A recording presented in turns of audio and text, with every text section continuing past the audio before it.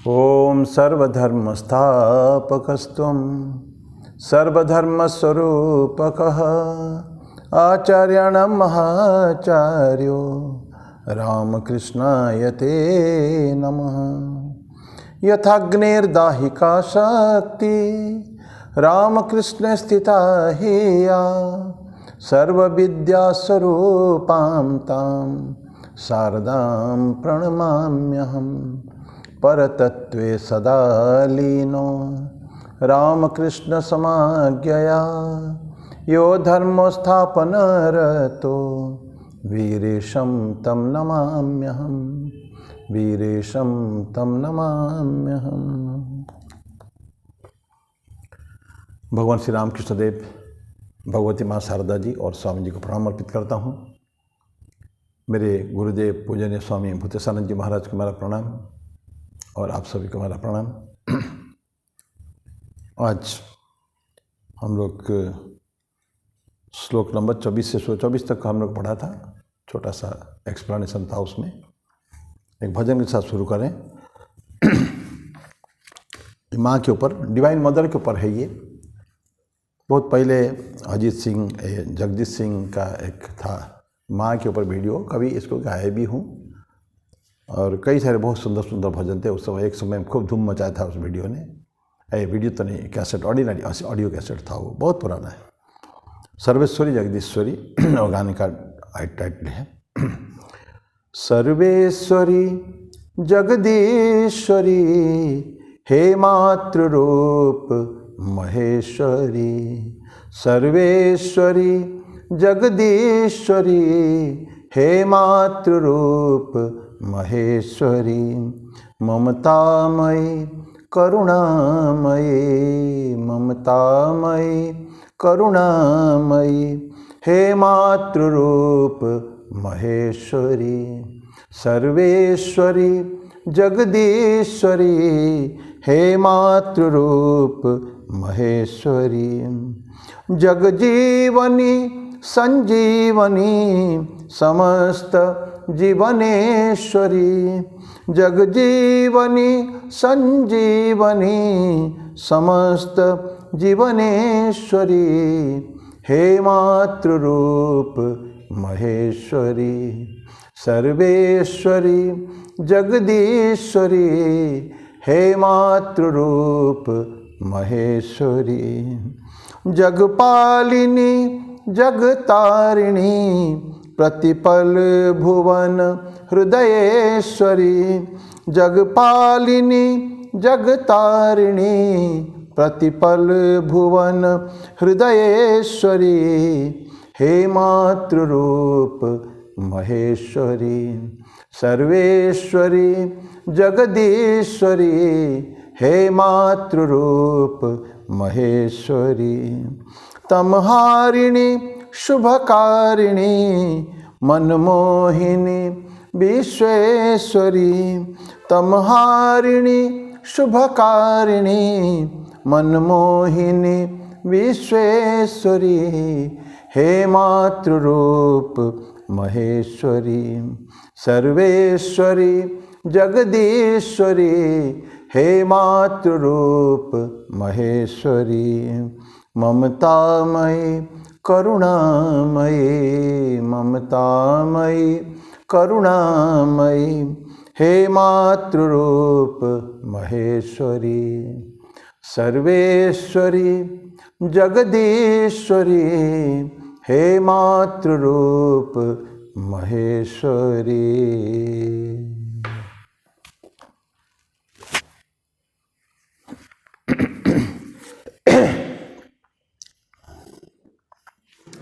आज शुरू करने से पहले एक तो क्षमा चाहूँगा, पिछली बार गीता का वीडियो नहीं दिया जा सका। बहुत सारे एक्टिविटीज़ के कारण यहाँ समय नहीं मिल पाया, रिकॉर्डिंग करने के लिए भी उसके लिए।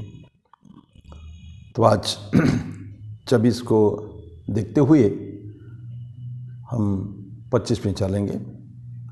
24 में भगवान कृष्ण कहते हैं ध्यान आत्मनि के जो उपाय है, किस किस उपाय में लोग साधना करते हैं।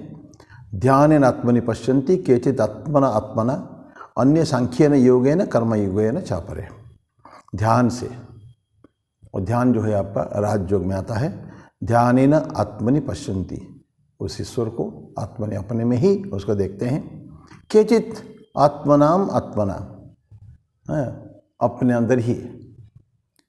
अन्य सांख्येन योगेन, सांख्य योग से, सांख्य ज्ञान योग है, सांख्य होता है ज्ञान योग। भगवद गीता का द्वितीय अध्याय हम लोग पढ़े थे, उसको सांख्य योग नाम है, पर इसको ज्ञान योग के नाम से लोग जानते हैं। सांख्यन योगेन और कर्म योगेन चापरे, और कुछ कर्म योग से। तो यहाँ विशेष करके योग, विभिन्न योगों के बारे में बताया उन्होंने, किस किस योग के द्वारा मनुष्य करते हैं। आगे उसको फिर हम थोड़ा सा एक्सप्लेन भी करेंगे।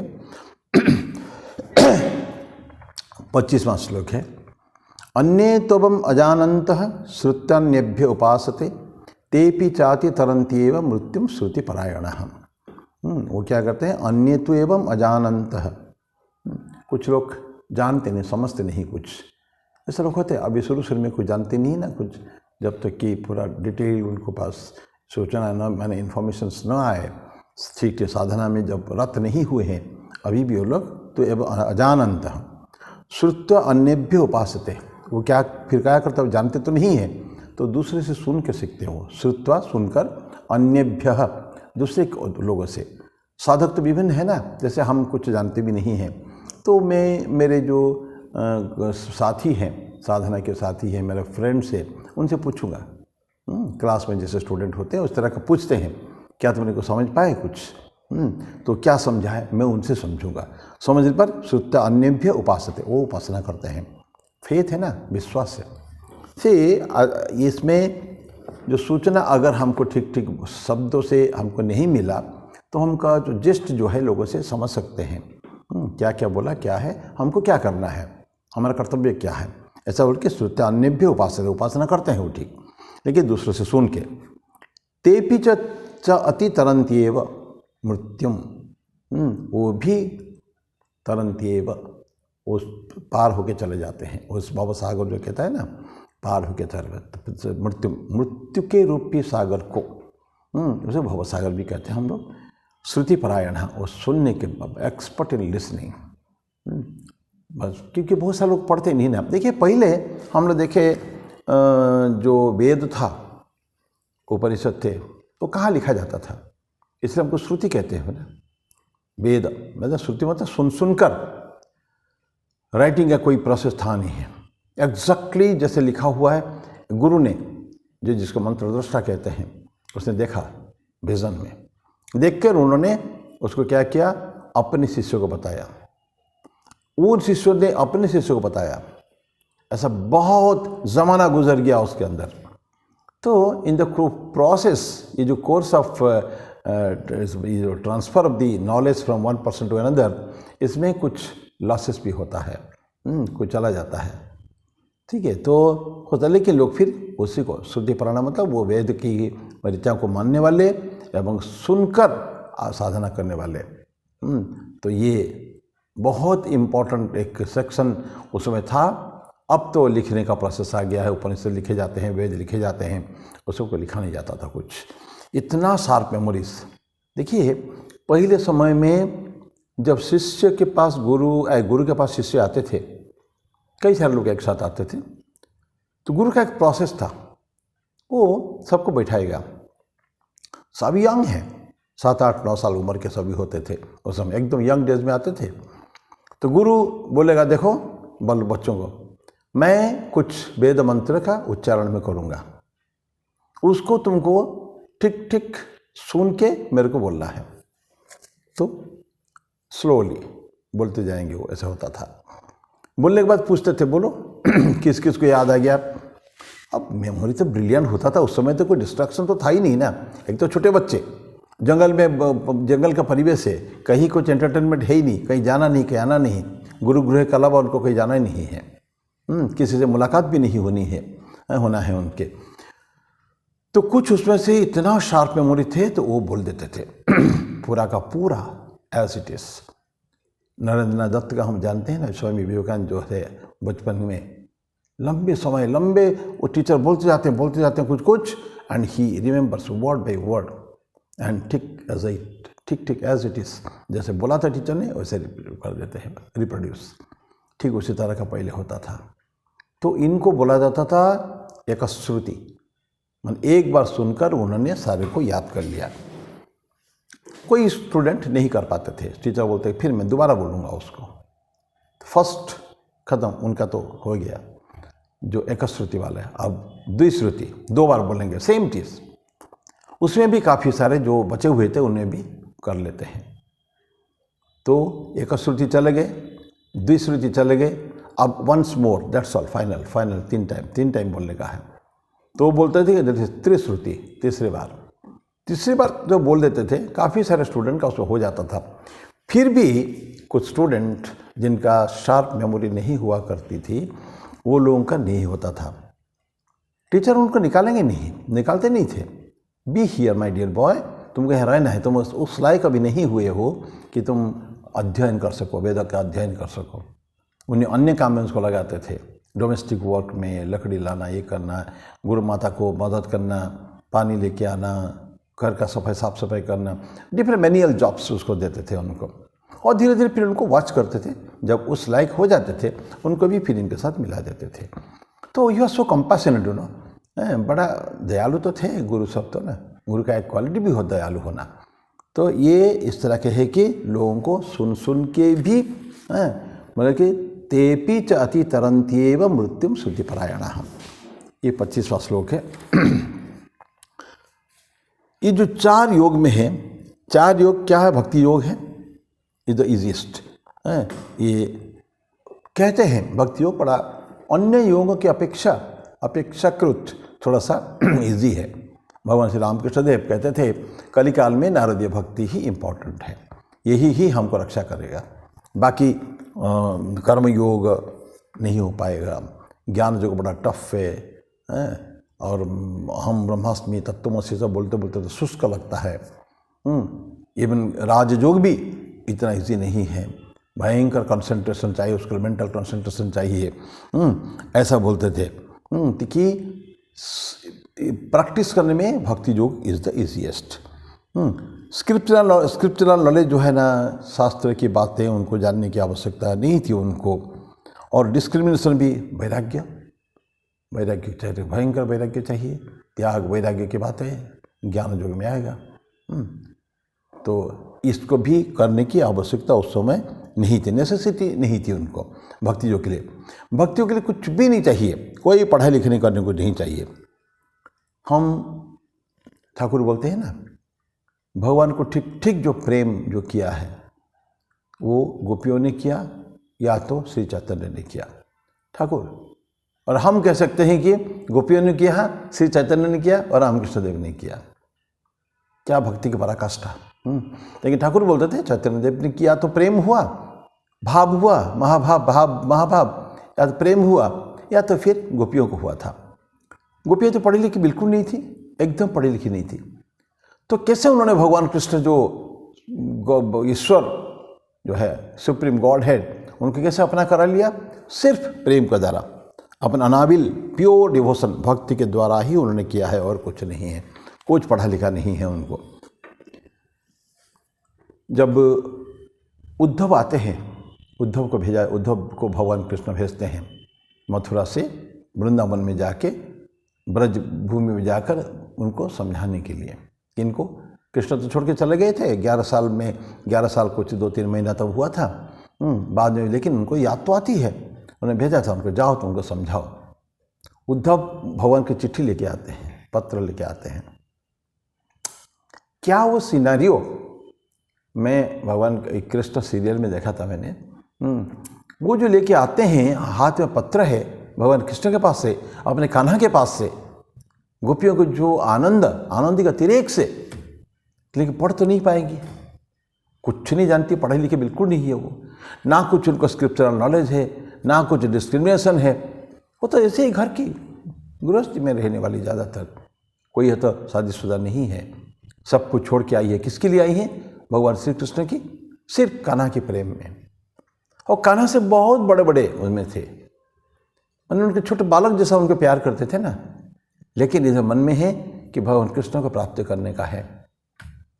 ये जो जानते हैं, जो कात्यायनी पूजा करती हैं, कन्याएं विशेष करके, वो शादीशुदा लड़कियां नहीं, औरतें नहीं, कात्यायनी पूजा करते, बहुत डिवोशन, अत्यंत भक्ति के साथ कात्यायनी की पूजा करती हैं वो सब, और कात्यायनी उनको वर देते हैं, ये समय में पूर्णिमा की सब रात आएगा, उसमें तुम्हारा भगवान कृष्ण को मिलन तुम्हारा होगा, ऐसा बोल दिए थे। ये तो हम सब भागवत में पढ़े हैं ना।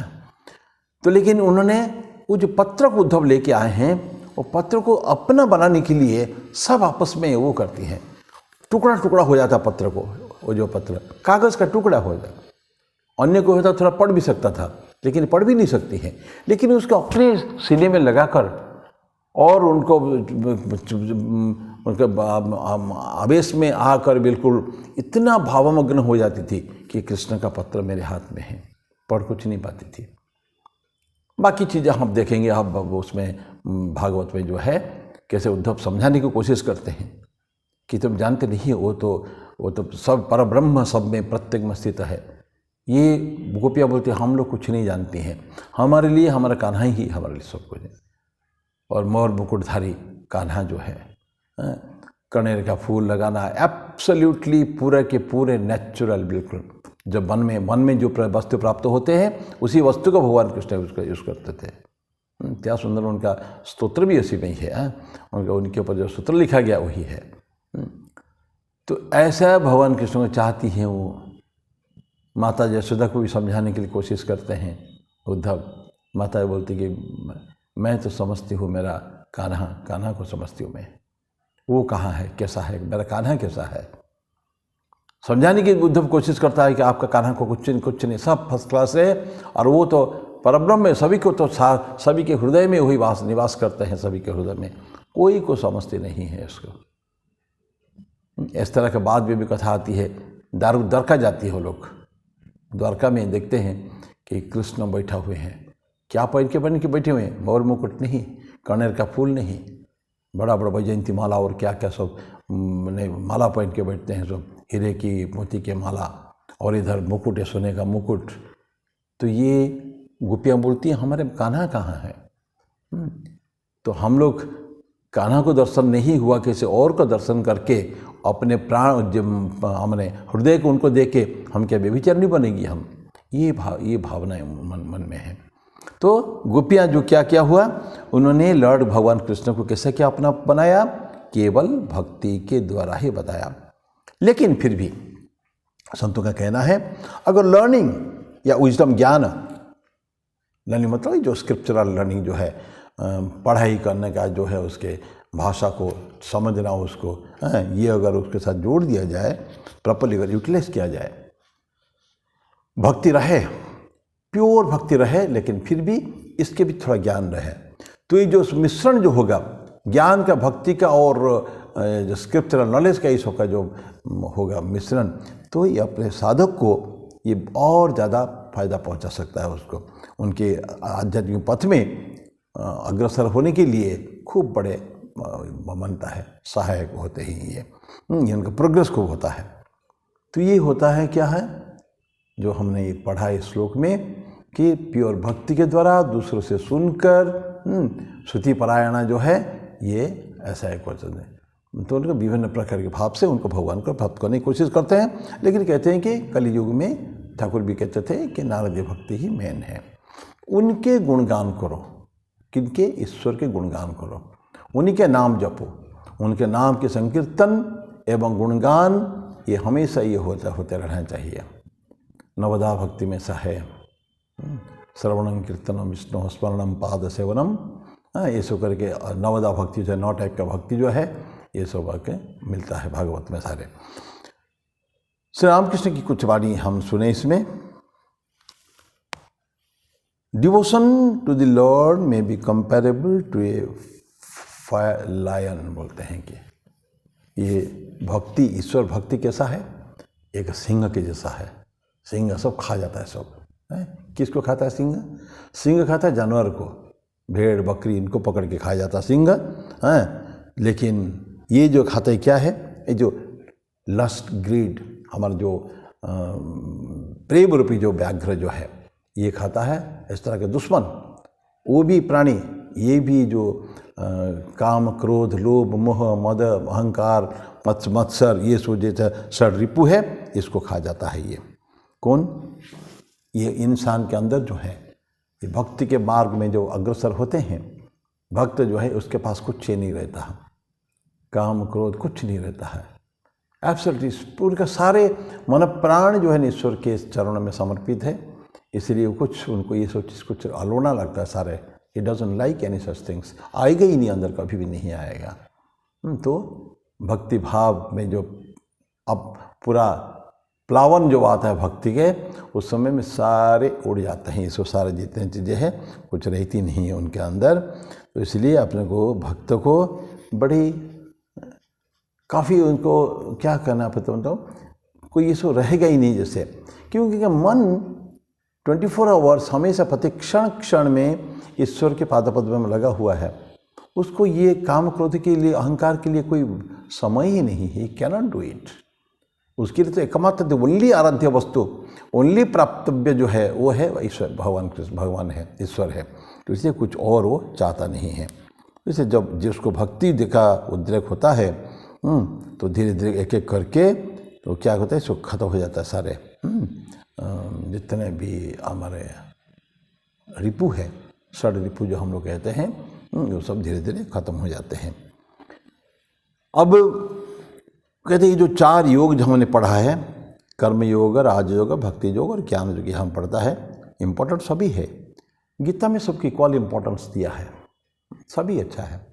हर कोई भी हम योग ले लें, उसी चीज़ को स्वामी जी बाद में बोलते हैं कि जो समन्वय योग बोलते हैं ना, कि आप कोई भी योग से कर सकते हैं। स्वामी जी बोलते हैं ना, its soul is potential divine, प्रत्येक the goal is to manifest this divinity with in.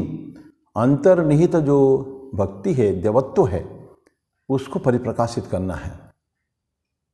और स्वामी जी बोलते हैं कि do this either by work और वर्शिप और साइकिक कंट्रोल और फिलोसॉफी। वर्क कर्म योग, वर्शिप भक्ति योग, साइकिक कंट्रोल राज योग और ज्ञान योग, फिलोसॉफी ज्ञान योग। बाय वन और मोर और all of this and B free. हमारा लक्ष्य क्या है? मुक्त हो जाने का है। तो कहते कोई भी एक सहारा लो, एकाधिक का सहारा लो या सभी का सहारा ले लो, वन और मोर और ऑल ऑफ दिस, लेकिन हमको मुक्त होना है। किससे? संसार के विभिन्न जंजाल से, बंधन से हमको मुक्त होना है, ये स्वामी जी का कहना है। ठीक है ना? तो क्या सुंदर डेफिनेशन। वही चीज़ पहले जो संतों का कहना है कि किसी एक के द्वारा करने से भी साधित होती है, हो जाता है, हमारा भक्ति साधित हो जाती है, लेकिन नहीं, ईश्वर के प्रति साधना जो है। लेकिन अगर सभी को का एक कम्बिनेशन हो, समन्वय योग अगर हो, जिसको स्वामी जी बाद में कहते हैं समन्वय योग, हमारे से प्रत्येक व्यक्ति जाने या न जाने, चाहे या न चाहे, हम लोग ऑल इन वन है। प्रत्येक के अंदर 4 योग है। वर्क, सारा दिन हम क्या करते हैं? कर्मयोग करते हैं। एक्चुअली हम लोग कर्म करते हैं, कर्मयोग नहीं जो कि निष्फल, माने जो अनासक्त कर्म करेंगे तो वही जाके कर्मयोग वैसा होता है, जैसे फल की कामना नहीं होती है। Otherwise we go on working and working and working, कर्म ही करते हैं। ठीक है? वो कर्मयोग में बाद में परिवर्तित हो जाता है वो। फिर अर्ली मॉर्निंग में उठते हैं, थोड़ा क्या करते हैं? भगवान को अगरबत्ती लगाते हैं, पूजा करते हैं, थोड़ी क्षण के लिए भी, या मंदिर में स्नान करने के बाद कोई करते हैं। ये भक्ति हो गया। फिर हम मेडिटेशन, ध्यान में बैठते हैं थोड़ी देर, जब ध्यान करते हैं ना, जप करते हैं, मंत्र जप, ये सब ध्यान, ये सब आता है आपकी किसमें? राजयोग में आता है। और फिर ज्ञान योग आता है, जो फिर कभी पढ़ते हैं, फिर पढ़ते ठाकुर के वचनामृत पढ़ते हैं, या कोई पुस्तक पढ़ते हैं, उपनिषद पढ़ते हैं, जो भी स्वाध्याय करते हैं, ये आ गया ज्ञान योग में। ठीक है? तो हमारे एकाधार में ज्ञान, कर्म, भक्ति और राजयोग, ये सबके से हमारे अंदर आ जाता है। और that is the ideal situation also. हमको ही करना पड़ेगा। सैल्यूटरी है, प्रत्येक को एक एक लेके हम काम कर सकते हैं, लेकिन उससे कहीं ज़्यादा हमको बेहतर रहेगा हमारे जीवन के लिए कि हम अगर ठीक सभी को अगर मिला के अगर काम कर सके तो। क्योंकि क्या होगा? उससे फायदा होगा, बोलते कर्म योग, विभिन्न योग का विभिन्न एक एक छोटे छोटे वो है, फायदा है। आप सबके फायदा को मिला देते हैं हम ना। कर्म योग हमको एफिशिएंसी देती है, कार्य में निपुणता, क्षमता, कार्य करने की क्षमता। Whole day we have to keep on working and working and working. कहते हैं ईश्वर ने शरीर दिया ना, काम करने के लिए दिया है, खाली बैठे के लिए नहीं दिया है। लेजी रहना कभी नहीं दिखा है। कभी कभार हो सकता है कि हमको थोड़ा सा तकलीफ होता हो, शरीर ठीक ना लगता हो, थोड़ा सा रेस्ट कर लें। रेस्ट, बहुत ज़्यादा रेस्ट करने के लिए शरीर नहीं है। This body is meant for work and work alone, काम करने के लिए दिया गया। तो वर्क एफिशिएंसी हमको मिलेगा। हमको राजयोग में क्या मिलेगा? स्टैमिना ऑफ द माइंड, मन के एकदम दृढ़ता। माइंड, क्यों ना माइंड कंट्रोल करते हैं ना, मन बुद्धि चित्त अहंकार को एक साथ करते हैं, बिल्कुल उसका पूरा कंट्रोल उसके ऊपर रहना चाहिए। तो माइंड का स्टैमिना हमारा बढ़ा सकते हैं by concentrating on our ideal. हमारे जो आदर्श से उसके ऊपर कंसंट्रेट करके हमको मन को बढ़ाते हैं। भक्ति क्या करता है? भक्ति बोलते हैं कि sweet relationship unites being human beings, हमको एक करता है। एक प्रेम से होता है ना, प्रेम और भक्ति कोई अलग नहीं है। प्रेम को जब हम आपस में कोई प्रेम हो, हम झगड़ा कर ही नहीं सकते हैं, है ना। तो क्या होता है, सब मिलाप हो जाता है, आपस में मिलाप होता है। कभी कभी हम मतांतर होने के बाद भी, मतभेद होने के बाद भी हो जाता है। जब प्रेम का उद्रेक होता है, प्रेम का जो शुरुआत है बहुत यूनाइटिंग है वो। तो प्रेम के कारण, भक्ति के कारण, भक्ति हमको एक अत्यंत मधुर संबंध के द्वारा ही हम आपस में जुड़ते हैं। यह हकीकत हम देखेंगे अपने जीवन में, ठीक है ना। भक्त जितना जल्दी जुड़ता है, बाकी लोग नहीं जुड़ पाएंगे। आपस खूब जल्दी उनका इंटीमेसी हो जाती है। भक्ति ईश्वर की जो आराधना करते समय भक्ति योग जो है, सब एक, क्योंकि लक्ष्य सब एक ही है ना, ईश्वर को प्राप्त करना। गोपियों का क्या हुआ था? ईश्वर को प्राप्त करना, बस।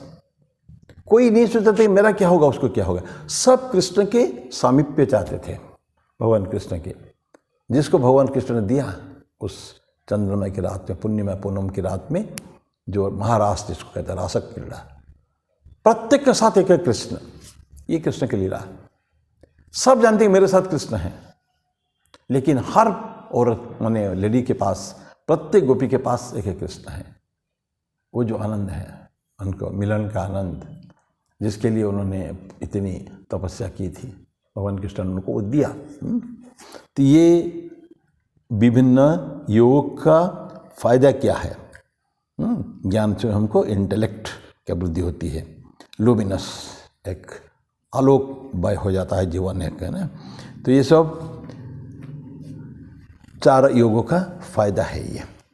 तो ये 25वां श्लोक के बाद हम लोग इसको चर्चा कर रहे हैं, क्योंकि गीता में अलग अलग पत्ते को महत्व दिया गया है, लेकिन हम लोगों ने समन्वय योग की बात की है कि एक समन्वय अगर रहेगा तो बहुत अच्छी बात है।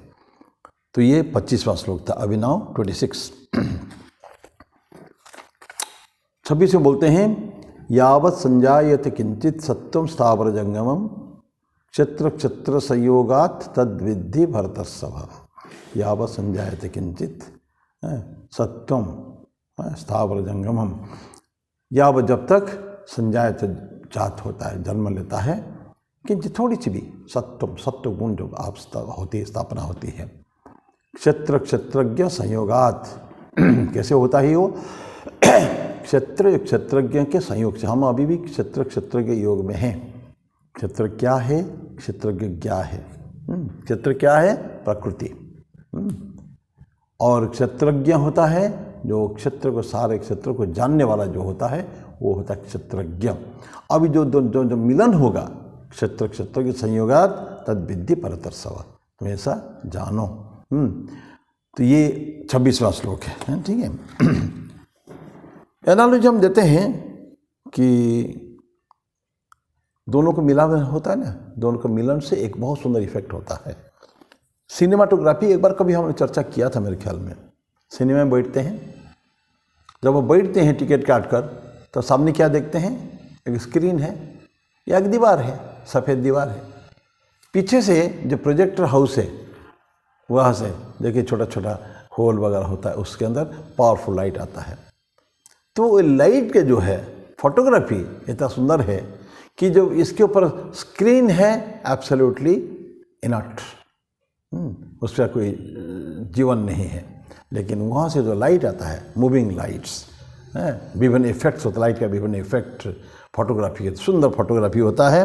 उसके बाद क्या होता है कि ऐसा लगता है कि जैसे सारे खूब कितना बड़ा एक्शंस उसके ऊपर होता रहता है।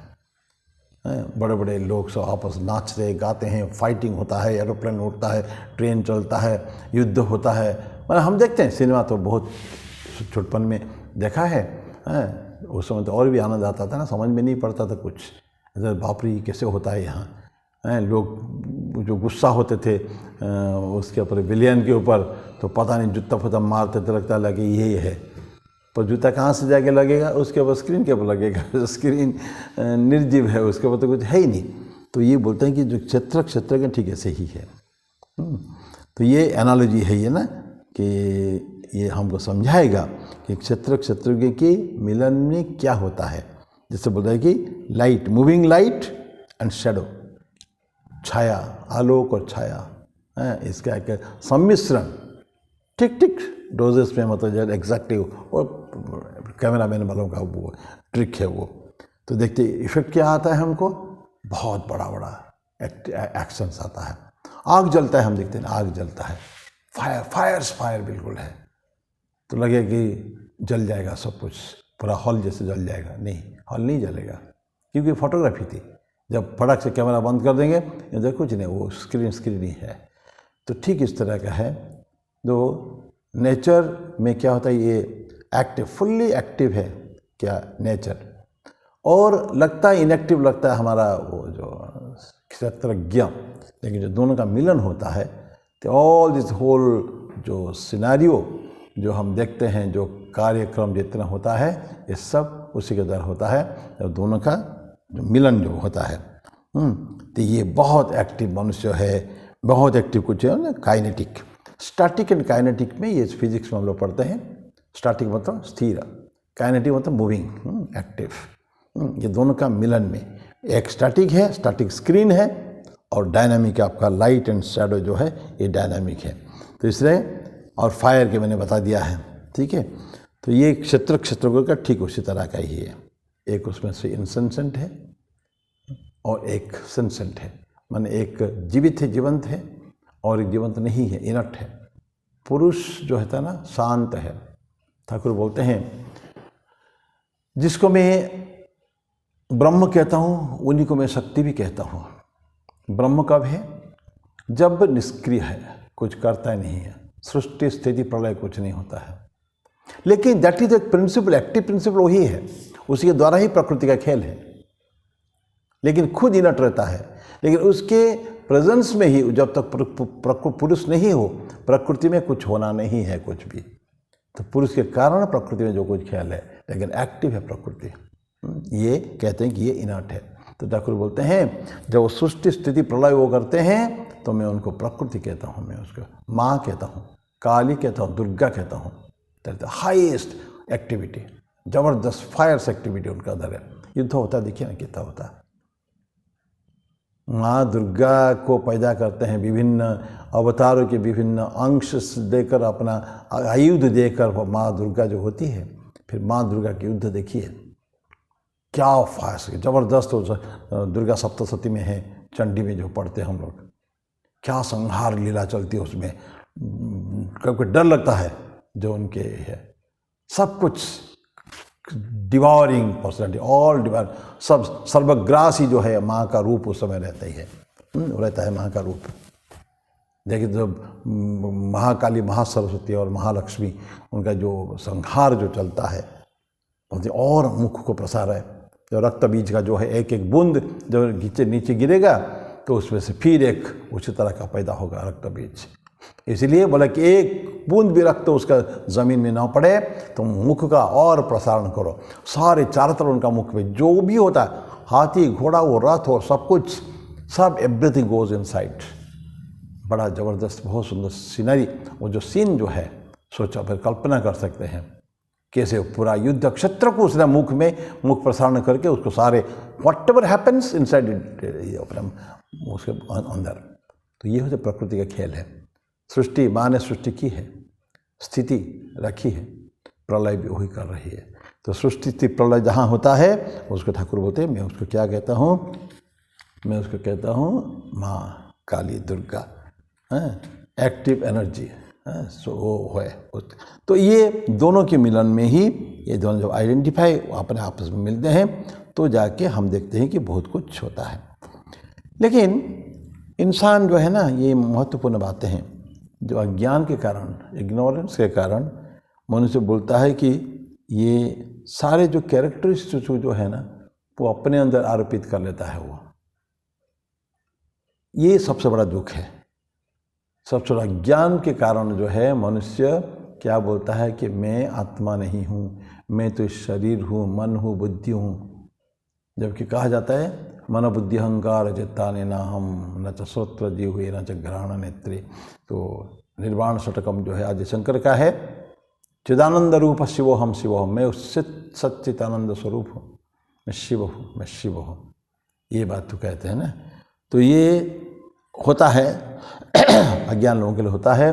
ज्ञान जो उसको हो जाएगा उसको लगेगा कि मैं कुछ भी नहीं हूँ, ये सारे कुछ है, मैं वही आत्म तत्व हूँ। ओनली थिंग हमको अज्ञान के कारण क्या है, तो अज्ञान के कारण होता है कि हम अपने आप को गलत रास्ते, मैं और ईश्वर अलग हैं, मैं और मेरे भाई बाकी जो मनुष्य जो है या जीव जंतु अलग है, ये अज्ञान के कारण होता है। और ईश्वर और मैं एक ही हूँ। मैं और जैसे हनुमान कहता है ना इससे भगवान श्री राम को, जब मैं हाईएस्ट स्टेट में होता हूँ, नहीं जब जीव बुद्धि में होता हूँ, बोलता है कि मैं तुम्हारा अंश हूँ, मैं तुम्हारा दास हूँ। फिर थोड़ा ऊपर स्टेज आता हूँ, मैं तुम्हारे का अंश हूँ। लेकिन जब आत्मा तत्व में जब रहता हूँ तब है राम, मैं समझता हूँ कि मैं तुम हूँ और तुम मैं, बस तुम्हारे और हमारे में कोई फर्क नहीं है। ये हनुमान जैसे बोलता है ना, तो ऐसे उस तरफ जाना पड़ेगा। ये है सभी ससो। तब ठाकुर की थोड़ा बातें कर लें इसी सिलसिले में। ठाकुर बोलते हैं कि जैसे मिल्क डिवाइडेड होता है ना, तो butter milk, butter and butter milk उसके अंदर है, मक्खन भी है और बाकी निकल जाता है बटर मिल्क, उसी मिल्क से निकलता है, दूध से निकलता है। तो एक उसमें से रियलिटी कौन है, मक्खन मेन है, बाकी छाछ है। ठीक उसी तरह का बोलते हैं कि निर्गुण ब्रह्मन को हम जब समझते हैं तो जब हाई स्टेज में रहते हैं हम कहते हैं कि मैं वो निर्गुण ब्रह्मन हूँ, चिदानंद रूप शिवोहम शिवोहम। लेकिन जब मैं उस स्थिति में नहीं हूँ, मैं जीव बुद्धि में आ जाता हूँ, तब मैं देखता हूँ नहीं, मैं उस निर्गुण ब्रह्मन नहीं हूँ, मैं ईश्वर का एक अंश मात्र हूँ, केवल एब्सोल्यूट रियलिटी नहीं हूँ। मैं वो जीव व्यक्ति होता है, जीव बुद्धि हो जाता है, इगोइस्टिक अहंकार रूपी पर्सनालिटी जो होता है, अहंकार होता है मैं एक जीव हूँ, ईश्वर अलग है, मैं अलग हूँ, ये सब अलग अलग है सारे। इस भावना जो बातें हैं तो बोलता है कि ये हम लोग, मैं जीव हूँ, मैं इनके साथ प्रकृति में हूँ, मैं, ये सब हम लोग सोचते हैं। तो और बाकी जब आज जीव बुद्धि में आते हैं तो फिर हम जगत को देखते हैं, 24 तत्व जिसको ठाकुर बोलते हैं नेति नेति करके तो जो प्राप्त किया अद्वैत वेदांत अद्वैत के सिद्धांत, नेति नेति करके तुमने इसको प्राप्त कर लिया। लेकिन बाद में देखोगे तुम वही जो तत्व, वही जो जिसको हमने निर्गुण ब्रह्मन कहा, कि जितने जड़ चेतन जगत जंतु जितना कुछ है जीव सब कुछ वही हुए हैं, 24 तत्व वही हुए हैं। तो हम वही भाव देखेंगे जब हम अपने पर्सनालिटी में जीव बुद्धि में जो आ जाते हैं तो देखेंगे ये। अब आगे हम लोग अगले साल अगले रविवार को चर्चा करेंगे। ये हमने 26वां समाप्त किया, 27वें से अगले बार करेंगे। तब तक मैं इसको मेरे वाणी को विराम देता हूँ। ओम शांति शांति शांति। हरि ओम तत्सत। श्री राम कृष्णार्पणमस्तु।